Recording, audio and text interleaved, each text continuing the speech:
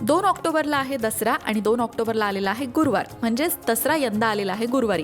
आणि म्हणून एक खास ज्योतिषशास्त्रीय उपाय आहे जो आर्थिक समस्या दूर करण्यासाठी तुम्हाला मदत करेल.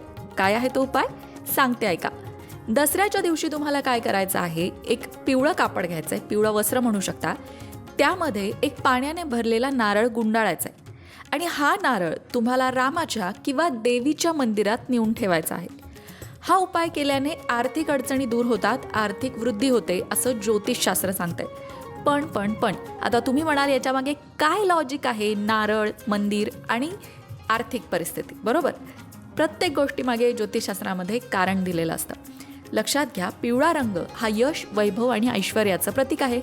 पिवळा रंग हा गुरुग्रहाला समर्पित आहे. त्याचबरोबर श्रीफळ अर्थात नारळ संपत्तीचं प्रतीक आहे.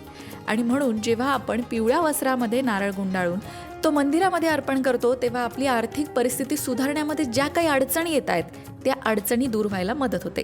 अर्थात श्रद्धा हवी, विश्वास हवा. दसऱ्याच्या तुम्हाला सगळ्यांना खूप खूप शुभेच्छा.